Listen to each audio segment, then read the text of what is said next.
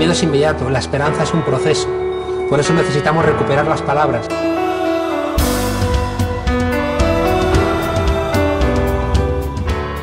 Bona tarda, agraïments al poble en lluita. De lucha y de amabilidad es esta reunión. La risa, estoy absolutamente convencido, es revolucionaria, y el socialismo o va a ser alegre o no va a ser socialista. Digo esto porque viendo este espacio no he dejado de recordar cómo el 15M nos ha enseñado muchas cosas. Y en vez de decir no nos mire, únete, somos pedagógicos y solemos decir ya eso de a ti que estás mirando también te están robando. Lo primero suele ser como muy imperativo, no nos mires, únete. En cambio estamos aprendiendo que la miel caza más moscas que el vinagre. Ha hablado el compañero Grimaldo de Cipriano Martos, un asesinado en Reus que no se le conoce. Yo siempre digo que la derecha tiene un relato histórico que nos derrota. Ellos son capaces de establecer una línea de continuidad que va desde Viriato y Don Pelayo hasta Dolores de Cospedal sin ningún tipo de fisura. Y resulta que ellos son capaces de reclamar para su lectura actual, ya digo, a Viriato, a Don Pelayo, a los reyes castellanos, a los reyes católicos, a los Austrias, a Fernando VII, al cinturón de sanidad, que no de castidad, que impide entrar la Revolución Francesa, a la Contrarreforma, hasta Franco. Y luego viene el rey Juan Carlos a darnos a nosotros lecciones de la Constitución de Cádiz, porque nosotros nos hemos llenado de agujeros en la memoria, y en tanto en cuanto el pensamiento crítico, en tanto en cuanto la izquierda no sea capaz de recuperar su memoria, estamos perdidos, porque además ellos nos la devuelven con su interpretación. Resulta que en nombre de la transición renunciamos a hablar de octubre del 34, cuando los mineros asturianos se levantaron para frenar el gobierno de la CEDA, que había prometido acabar con los logros de la República y traer a España los métodos que estaban poniendo en marcha Hitler en Alemania y Mussolini en Italia. Y por eso se levantan los mineros asturianos. Pero nosotros, en nombre de la transición y del consenso, hacemos silencio respecto de ese momento. ¿Y qué ocurre? Que al final viene la derecha y nos dice que la guerra civil española no empezó el 18 de julio del 36, sino que empezó en octubre del 34. Una de las primeras tareas es recuperar la memoria histórica, y seguro que el año que viene, cuando volvamos otra vez a la segunda jornada aquí, igual este parque se llama con el nombre del compañero Cipriano Martos, o por lo menos algún árbol de este parque lleva el nombre de ese compañero de Reus asesinado por la dictadura. Lo que vengo a compartir con ustedes es por qué con la que está cayendo no terminamos de responder. En cambio, en América Latina sí han encontrado respuestas. Si esto fuera evidente, seguramente no tendríamos por qué estar a veces tan melancólicos. Pero lo que es cierto es que en nuestro país, en el Reino de España o en nuestros países, encontramos que está cayendo una muy fuerte, y que no está la gente respondiendo ni estando a la altura. Y en cambio vemos que en América Latina han sido capaces de salir de la trampa neoliberal. Yo creo que en tanto en cuanto sigamos usando la misma gramática, vamos a conjugar nuestra realidad de la misma manera. Y tenemos que hacer un esfuerzo conceptual. La última vez que estuve con Víctor recordé una historia de Abraham. No quiero decir que tu luenga barba tenga nada que ver con eso, pero sí que recuerdo una historia que muchos de ustedes tendrán en la cabeza, porque en un país católico pues nos la cuentan. ¿Saben ustedes? Noche oscura, casa de Abraham, y de repente se oye una voz profunda de ultratumba que dice: Abraham, levántate, coge a Isaac, llévalo al bosque y allí lo vas a sacrificar en nombre de Dios Todopoderoso. Abraham le dice a Sara: levanta al niño. Sara llorando, pero levanta al niño. Sara levanta a Isaac, Isaac se levanta. ¿Qué pasa, madre? Levanta, hijo, ¿qué ocurre? Ve con padre al bosque a por leña. El niño se incorpora, van al bosque, y allí en mitad de un claro, Abraham pone al niño encima de unas maderas, le abre la camisita, y cuando está a punto de clavarle el puñal en el pecho, se oye una voz profunda de ultratumba que dice: Abraham, detente, ya has demostrado tu amor por Dios Todopoderoso, guarda el puñal y regresa a casa y sé feliz con los tuyos. Abraham se enrumba hacia su casa, y el niño Isaac se levanta y dice: si no llego a aprender para ventríloco, este loco me asesina. La historia me gusta mucho porque, aparte de que me la contó un cura guerrillero colombiano, y Abraham me recuerda a Víctor y me llena de emoción. La historia me gusta porque lo que está contando, más allá de la broma, es que o cambiamos la palabra de Dios o este Dios nos va a mandar al fracaso. O somos capaces de reinventarnos, ya digo, nuevos nombres y nuevas realidades, o estamos vendidos. Miren, estamos planteando dentro de la ciencia política que vivimos en un tiempo de crisis civilizatoria. Es decir, estamos en un momento en donde hay toda una civilización que se está marchando. La palabra crisis viene del campo de la medicina, del griego. Es el momento en donde un cuerpo enfermo o sana o se muere. El momento crítico. Gramsci, en aquellos tiempos donde los dirigentes de la izquierda también eran grandes intelectuales, Gramsci planteó que los tiempos de crisis son tiempos en donde lo viejo no termina de marcharse y lo nuevo no termina de llegar. Y en esos momentos, él dice, se dan todo tipo de síntomas mórbidos. Es decir, hay cosas que se están marchando, pero como todavía no se han marchado, hay gente que se aferra a ellas, y hay cosas que están llegando, pero todavía no han llegado, y hay gente que las puede dar ya por venidas, y también construye monstruos al respecto. Miren, la crisis civilizatoria en la que vivimos hace referencia a los estados nacionales que se han convertido en algo demasiado grande para algunas cosas y demasiado pequeñas para otras. La crisis también afecta al desarrollo del capitalismo. No hace falta hablar mucho de ello. Y fíjense, se habla menos, pero la crisis que vivimos también afecta al pensamiento moderno. Un pensamiento que es lineal, eurocéntrico, machista y productivista, que cree que siempre más es mejor. Esta crisis, fíjense, civilizatoria es una crisis integral. Es una crisis que afecta, por supuesto, a lo laboral. Y fíjense, si no entendemos esto, no vamos a encontrar respuestas. Hay 2/3 de la humanidad, 2/3, que ya no hacen falta ni como productores ni como consumidores. Por tanto, fíjense qué barbaridad, en un momento de la historia en donde el desarrollo tecnológico ya no genera puestos de trabajo, sino que los destruye. En vez de repartir el poco trabajo que queda, aumentamos la jornada laboral, con una decisión totalmente en la dirección contraria a lo que corresponde. Es una crisis económica, que fíjense ustedes también, eso pertenece a los ciclos que nos enseñó Marx, como decía el bueno, de Paco Fernández Buey, ni Marx ni menos.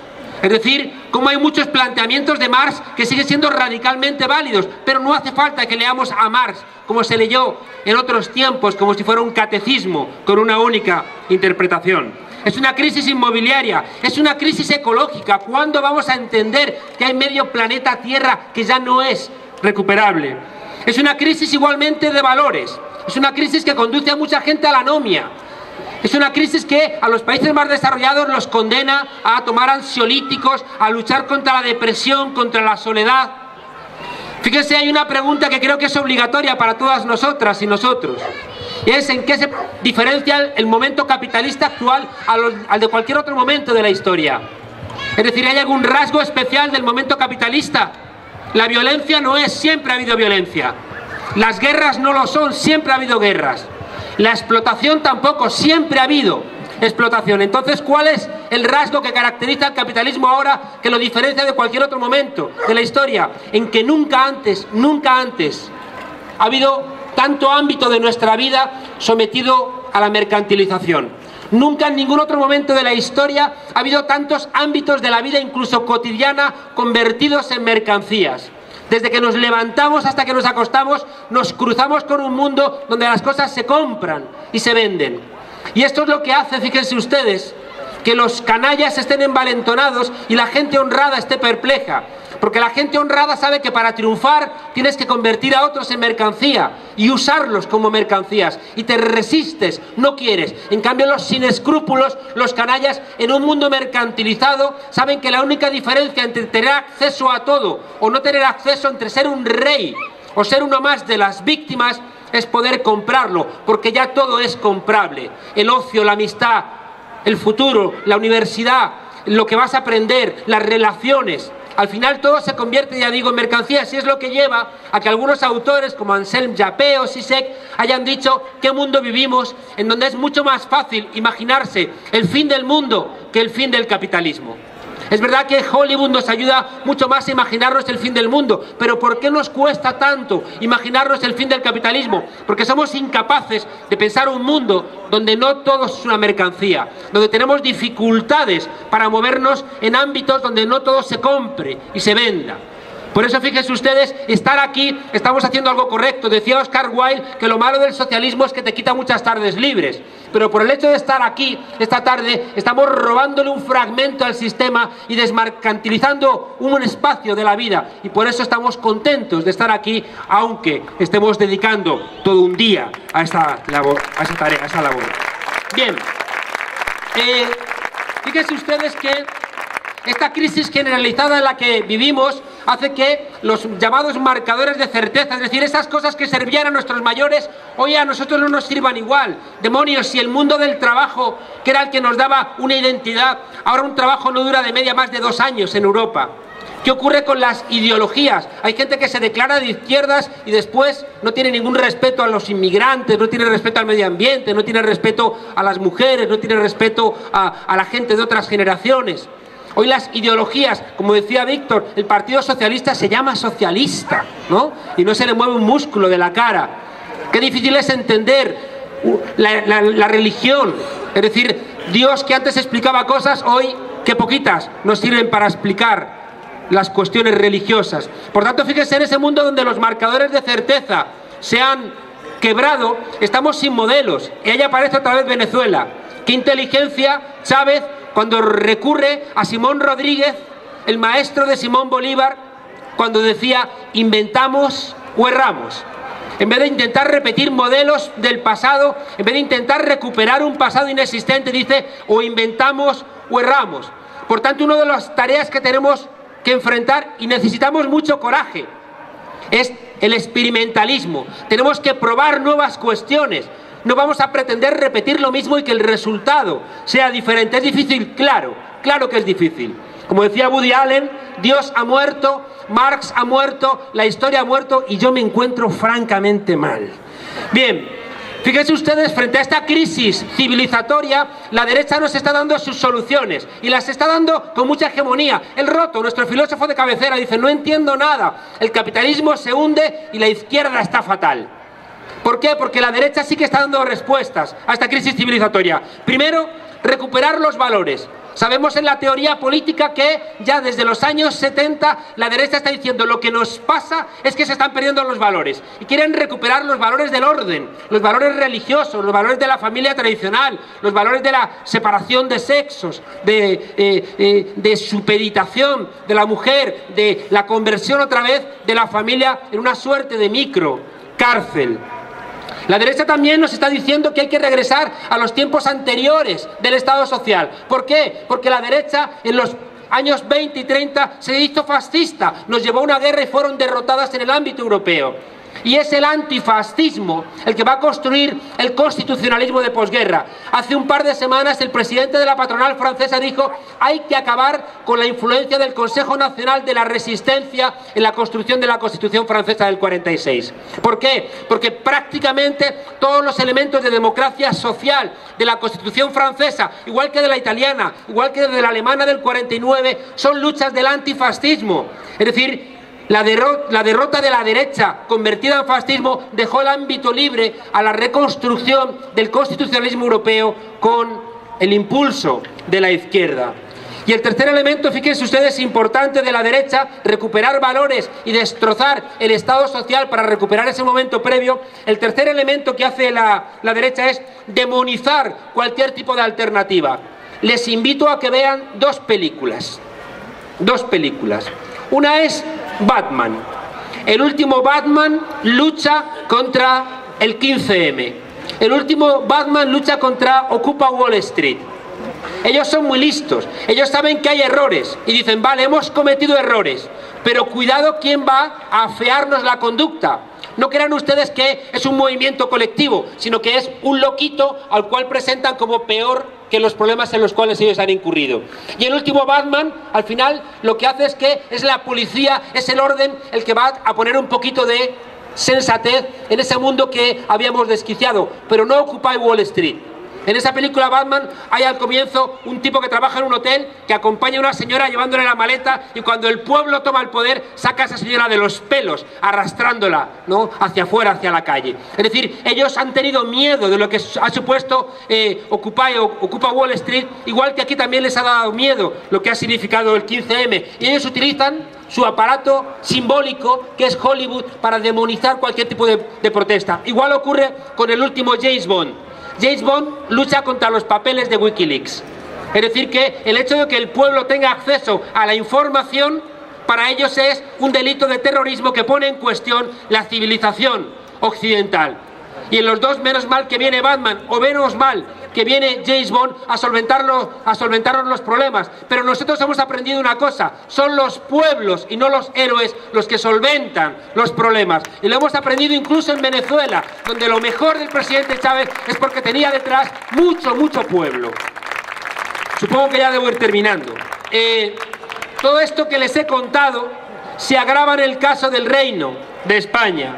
¿Por qué? Porque somos una anomalía en Europa que tuvo durante 40 años en el siglo XX una dictadura militar. Tuvimos una transición con 4 grandes rasgos. Ha planteado Grimaldos unos cuantos de ellos. La transición fue una traición. Cuando el otro día vemos que la delegada del gobierno de Cataluña condecora a un tipo de la División Azul, uno se pregunta, ¿es que es imposible que en Alemania una delegada del gobierno en un land alemán condecorase a unos tipos de las SS? Sería inconcebible. Aquí pasa. Aquí hemos visto igualmente que el Parlamento Europeo ha prohibido una exposición sobre fosas comunes de los asesinados por Franco. ¿Se imaginan ustedes que el Parlamento Europeo negase una exposición de fosas de judíos asesinados por los nazis? Este país en la transición fue traicionado, por supuesto, por el Partido Socialista, que se negó a recuperar la memoria, que pactó el silencio. Es Bono el que invita en 2004 a pasear por la Castellana de Madrid, el día de la raza, el día de la patria, a pasear un tipo de la División Azul al lado de un partisano de la Resistencia, como si fueran iguales. Pero también el Partido Comunista tiene su responsabilidad, porque en los pactos de la Moncloa sacaron al pueblo de la calle, y hemos visto ahora mismo en Egipto que cuando el pueblo sale de la calle regresan los militares y regresa al antiguo régimen. Lo que no hagamos en la calle nadie lo va a hacer por nosotros. Hemos visto igualmente que el Partido Comunista, el camarada Marcelino Camacho, a quien tanto hemos querido, dijo en la tribuna del Parlamento, en la tribuna del Congreso de los Diputados, que con la ley de amnistía quedaban enterrados todos nuestros muertos, y no era verdad. Nuestros muertos siguen en cunetas, en zanjas, en fosas comunes, y son la memoria del ADN de nuestra democracia, y en tanto en cuanto no lo recuperemos, no vamos a recuperar una democracia que merezca ese nombre.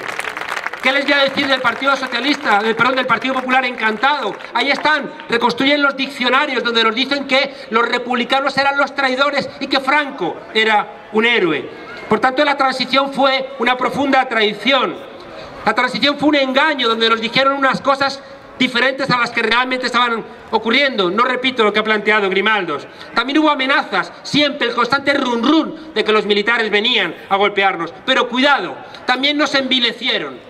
En España durante la transición negociamos desindustrializar nuestro país a cambio de que Europa nos prestase dinero para esta burbuja inmobiliaria y para esta dotación de infraestructuras. Y nos envilecimos, como en el timo de la estampita. Pensábamos que íbamos a ganar y entramos en el juego y nos envilecimos. Por tanto, fíjense, es también muy importante entender esta transferencia que hicimos. España tenía industria textil y hoy resulta que el tipo más rico de este país, del Reino de España, el tipo más rico es un empresario textil, pero ya no hay industria textil en este país, sino que la tiene deslocalizada en Bangladesh, donde asesinan a gente para que ellos se enriquezcan o nosotros llevemos después camisetas baratas. Bueno, termino de verdad. España durante mucho tiempo ha sido el único país de Europa donde podías ser demócrata sin ser antifascista. Éramos el único país donde te podían dar la etiqueta de demócrata sin que fueras al mismo tiempo antifascista. Y le entregamos a un tipo que firmó sentencias de muerte, como Fraga, un tipo que en cualquier otro país hubiera estado inhabilitado para hacer política. Le entregamos la posibilidad de redactar nuestra Constitución. Fíjese, acaba de morir Alfredo Landa y hay 3 Alfredos Landas que nos invitan a que nos posicionemos. El Alfredo Landa del landismo, de ese país acomplejado, emigrante, pidiendo perdón, ese país lleno de complejos y que venía una sueca, te ponía una teta en la cabeza y te olvidabas hasta de la dictadura. Es decir, el landismo como la expresión triste de un país absolutamente sometido y sojuzgado. Luego también está el Alfredo Landa de los santos inocentes, de ese tipo sometido al señorito, pero que va a dar pie a las Zarías a que ponga al señorito en su sitio, que es a la sombra de un árbol balanceándose. Pero también hay un tercer Alfredo Landa, que es el de la vaquilla. Y yo siempre me pregunto, ¿por qué en Italia tienen Novecento y nosotros nos tenemos que conformar con la vaquilla?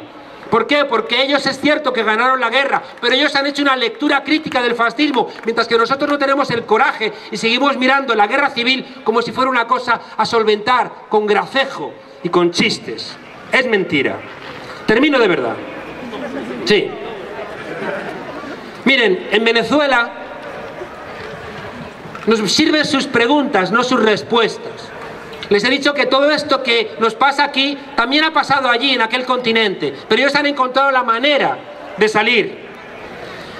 Todos los cambios en Venezuela han tenido que ver con un pueblo que fue acumulando conciencia, más liderazgo.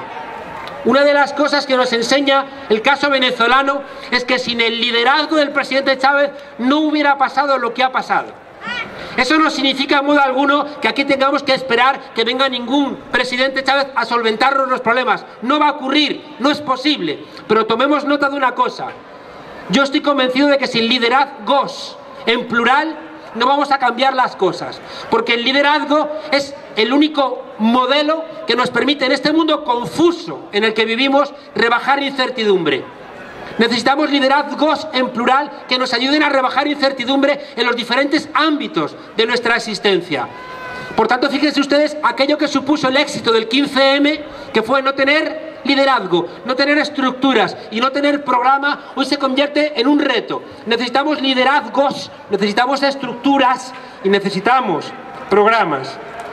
Sabemos que el cambio en América Latina vino cuando se dieron 3 circunstancias, eso ya lo cuenta Maquiavelo. Condiciones objetivas, agentes políticos y conciencia popular. Los 3. Maquiavelo dice que Ciro no hubiera podido rescatar a los persas si no hubieran sentido la necesidad de ser rescatados. De la misma manera que Moisés no hubiera podido rescatar a los israelitas si no hubieran sentido la necesidad de ser rescatados. En los años 60 en Bolivia había condiciones objetivas, los indios muriéndose de hambre. Había actor político, ni más ni menos que el Che Guevara, pero no había conciencia de que viniera nadie a ayudarte. Por tanto, el Che Guevara termina en la escuelita de la higuera con el pecho lleno de plomo. Tienen que darse los 3 elementos. Les repito, condiciones objetivas, que parece que en nuestro país las vamos teniendo, actores políticos que todavía no los tenemos y conciencia que todavía no la tenemos. ¿Cómo se construye conciencia? Que es la pregunta importante. Miren, no basta el malestar, no nos engañemos. El malestar en Europa en los años 30 nos trajo el fascismo. El malestar en Grecia está trayendo el ascenso de Amanecer Dorado, también es cierto el ascenso de Syriza. Celebremos el 15M. El 15M es el que nos ha permitido un relato diferente para no caer rehenes de ese relato fácil de la extrema derecha. ¿Saben ustedes por qué Venezuela triunfó? Porque se juntaron 3 elementos. Un pueblo que empezó a ver esperanza, un pueblo que encontró soluciones y un pueblo que se corresponsabilizó. Estuve recientemente, cuando falleció el presidente Chávez, tuve el honor de estar haciendo guardia de honor y ver cómo pasaban esas 2 filas de pueblo a despedirse unos segundos, aguantar 12 horas en la calle para despedirse 2, 3, 4 segundos del presidente Chávez. Recuerdo 3 cosas muy emocionantes. Una señora pasar y decir: Chávez, gracias por hacernos visibles a los invisibles. Otra persona pasar y decir: Chávez, te acabas de ir y cuánto me faltas ya. Y una viejita que sale, pasa y se agarra del pecho un papel arrugado y le dice: Chávez, ¿y ahora a qué le entrego yo este papelito? Es decir, Chávez les dio soluciones, les dio esperanza y les corresponsabilizó. Fíjense, nos jugamos mucho, cometiendo el error de ofrecerle a la ciudadanía lo que ya no les da ni el PSOE, ni el PP, ni Convergencia y Unió. No vamos a ningún lado si ahora que les ha fallado el partido A y B, le ofrecemos un C que creemos que va a ser diferente solamente porque vamos a ser nosotros. No es verdad. Hace poco en un encuentro con Syriza me contaban que han tenido el coraje de decirle al pueblo griego: no vamos a daros lo que ya no os da ni el Partido Socialista ni os dan los partidos liberales. ¿Nos votáis? Pues que sepáis que si nos votáis venís para algo diferente. Venís a corresponsabilizaros. Y esa corresponsabilidad es lo que permite que cuando le dan un golpe de Estado al presidente Chávez, ese pueblo que ya es corresponsable salga a la calle y diga: o regresa nuestro presidente o aquí va a haber un baño de sangre. No es el ejemplo clásico que viene el héroe a salvar a la princesa, sino que la princesa, que es el pueblo, es el que tiene que al final matar al dragón y es el que tiene que rescatar al príncipe, en este caso al presidente Chávez. Y en ese cuento nuevo, fíjense, lo importante que suele desaparecer es una vez más el pueblo, un pueblo que ha generado poco a poco conciencia. No les digo nada más que para conseguir conciencia no hay que leer en América Latina Maquiavelo, porque Maquiavelo decía que es verdad que si tu pueblo te quiere te obedece, pero que sobre todo vas a garantizar que tu pueblo te obedece si te tiene miedo. Y vino el presidente Chávez a utilizar esa palabra tan cursi, que también utilizaba otro cursi, como el Che Guevara, a decir que la política también es amor, y que si no hay amor es prácticamente imposible que los pueblos se movilicen. Miren, ya voy, no, ya lo cierro esto. Lo cierro para que vean que es verdad que voy a terminar. El presidente empezó con una situación de violencia, se levantó en el año 92 contra un gobierno que había mandado al ejército disparar contra su pueblo. Pero se dio cuenta de que la lucha armada no funcionaba. Y cuando sale de la cárcel, se dedica 2 años a recorrer el país, pueblo a pueblo, hablando con la gente para construir un bloque de poder y decirles: la solución no es la lucha armada, la solución es electoral. Y la gente empieza a confiar en él, porque nunca traicionó. Una cosa que siempre ha dicho el pueblo en Venezuela es: el presidente Chávez, ese es el hombre porque nunca nos ha traicionado. Y el presidente Chávez supo que tenía que ayudar a construir una nueva conciencia y por eso llamó a un proceso constituyente. En un país lleno de analfabetos, el pueblo fue capaz de discutir una constitución, cosa que al parecer aquí no estamos lo suficientemente maduros. Ah, que no sabes leer, se hace un círculo bolivariano y la gente que sabe leer te va a contar qué dice ese artículo. Al final, fíjense ustedes, había los 3 elementos: condiciones objetivas que se iban mejorando, actores políticos que se iban multiplicando y un pueblo que iba teniendo cada vez más y más y más conciencia. Que nos quede la lección para nosotros de que todavía, pese a que las condiciones objetivas se van agravando con 6.200.000 parados, nos siguen faltando instrumentos políticos y nos sigue faltando mucha conciencia. Todavía hay mucha gente que va a entregarle a la Virgen el currículum. Pues ya les digo, hay gente que sigue pensando que vamos a regresar a ese momento donde Curro veraneaba en el Caribe. Saint-Exupéry dice que si quieres navegar, no empieces por construir barcos, serrar madera, clavar clavos o reclutar tripulación. Si quieres navegar, construyen los hombres y mujeres anhelo de mar. Chávez sembró los venezolanos y venezolanas anhelo de mar. Hoy aquí creo que estamos sembrando un poquito de anhelo de mar. Es la dirección correcta. No pensemos que esto no sirve para nada. El 15M no ganó ninguna guerra, pero hizo mella en todas las batallas. Nos llenó de esperanza, de alegría y de optimismo. Ojalá yo haya ayudado a sembrar un poquito de anhelo de mar. Gracias.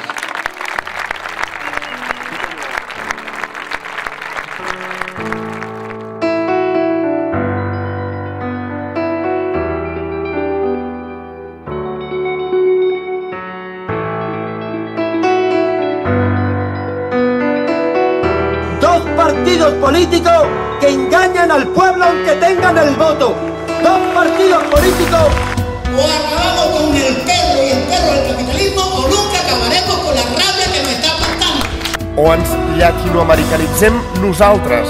o ens comencem a llatinoamericanitzar en aquest sentit, enfront dels bancs. El miedo es inmediato, la esperanza es un proceso. Por eso necesitamos recuperar las palabras. I és evident que avui en dia molta gent en molts àmbits de la vida s'ho està passant malament per aquest abús que hi ha hagut. Pero el problema es el gran engaño que se hace al ciudadano de la calle, que al final el bipartidismo es el unipartidismo de dos caras. Perquè els mitjans, les empreses de comunicació distorsionen la realitat de tal manera que la gent aquí es confon. La indústria farmacèutica, el nostre convenciment és de que està emmalaltint a la gent per tindre negoci després amb els seus productes. El plan es el golpe de Estado que está dando la banca, el mercado, y nos están robando todo lo nuestro. Reus és important perquè Reus va plantar cara a l'oligarquia de la patronal i perquè sempre... Els diners públics, amb el permís de polítics, acaben amb institucions, ens, on també hi ha polítics. Estamos en un proceso evolutivo, no solamente político, sino la revolución integral.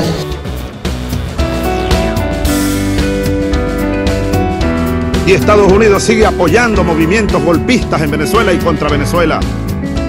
Ellos quieren imponernos el modelo democrático como lo conciben, la falsa democracia de las élites y además un modelo democrático muy original, impuesto a bombazos, a bombardeos y a punta de invasiones y de cañonazos.